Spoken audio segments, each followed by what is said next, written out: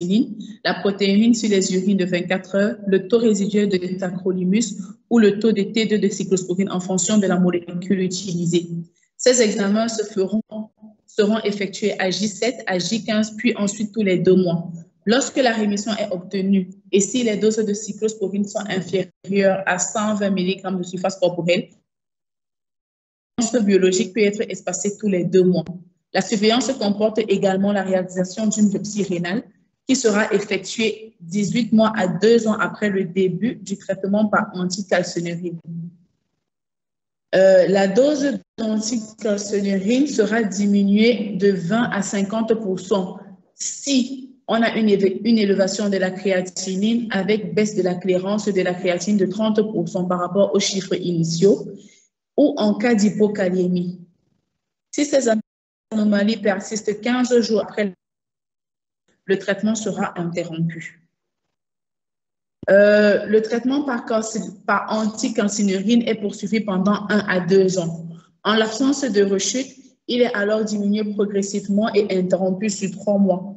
En cas de rechute, on reprend la corticothérapie selon le schéma indiqué au niveau du paragraphe traitement des rechutes un peu plus haut. On essaiera d'administrer la dose efficace la plus simple. L'association à la cyclosporine permet en général d'obtenir et de maintenir la rémission pour un niveau plus faible de la corticothérapie que si elle était donnée isolément. Si les rechutes, le schéma reste le même si la dose cumulée de corticoïdes devient égale ou supérieure à celle qui était administrée antérieurement avant l'anticalcinurine. Ce dernier n'a plus d'intérêt et doit être arrêté. Nous allons parler du traitement des néphroses cortico-résistantes. Dans ce cas, la corticothérapie doit être rapidement diminuée et arrêtée. Une biopsie rénale doit être effectuée afin de confirmer qu'il s'agit d'une néphrose, à savoir lésion glomérulaire minime, HSF ou PMD, et non d'une autre forme de glomérulonéphrite, à savoir la maladie de Berger, le lupus et tout. Si le diagnostic de néphrose est confirmé, un traitement associant le tacrolimus et la prednisone est mis en route. Ce traitement est indiqué si la fonction rénale demeure peu modifiée avec une clairance de la créatinine supérieure à 50 ml par minute. Il faut savoir que dans le cas devant un enfant qui a un syndrome néphrotique cortico-résistant qui est chronique, le bilan est le même que celui fait dans le syndrome néphrotique idiopathique, mais on ajoute également le dosage de la T3, de la T4, de la TSH, du cholestérol et des triglycérides. Le protocole tacrolimus, le protocole association tacrolimus et prednisolone. Dans ce cas, le tacrolimus est donné à 0,15 mg/kg 2 fois par jour. La prednisolone est donnée à 30 mg de surface corporelle pendant 1 mois, puis à 30 mg de surface corporelle 1 jour sur 2 pendant 5 mois. Il faut surveiller l'ionogramme, l'urée, l'électrophorèse des protéines, la protéinurie de 24 heures, la clairance de la créatinine et le taux T0 de tacrolimus. Ces examens sont effectués à J0, J7 et J15, puis chaque mois. La surveillance comporte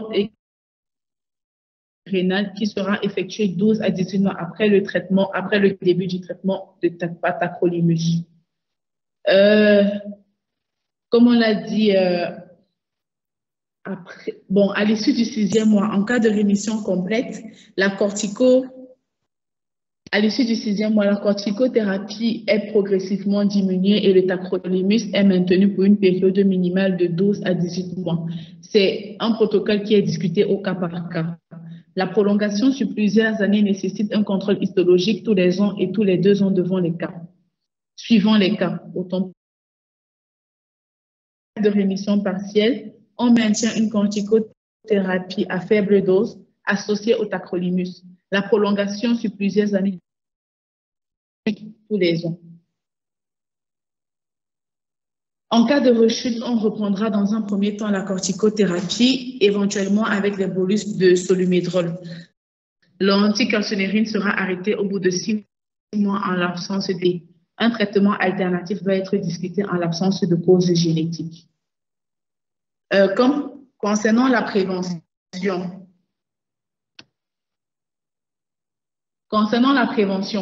il s'agira de la prise en charge et du suivi correct des infections. Concernant syndrome néphrotique solaire. La vaccination. Chez les enfants de moins de 5 ans, il faut vérifier le statut vaccinal selon le PEF, notamment à l'hémophilis influenzae B, le vaccin anti-pneumococcique conjugué et en zone endémique, le vaccin anti-méningococcique conjugué. Donc, si le statut vaccinal n'est pas à jour, il faudra rattraper la vaccination. Chez les enfants de plus de 5 ans, il faut vérifier que l'enfant contre le tétanos, la rougeole, le vaccin anti-pneumocoque conjugué et le vaccin anti-méningocoque. Dans le cas contraire également, il faut rattraper la vaccination. Et dans la prévention, il faudra faire une éducation thérapeutique.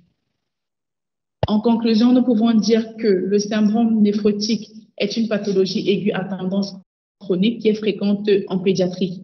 Elle traduit toujours une lésion glomérulaire avec une cause idiopathique dans la majorité des positif est clinique et beaucoup plus biologique. L'évolution est imprévisible. Le pronostic est bon dans les formes corticosensibles avec risque d'insuffisance rénale presque nul et la prise en charge doit obéir à une démarche rigoureuse. Je vous remercie.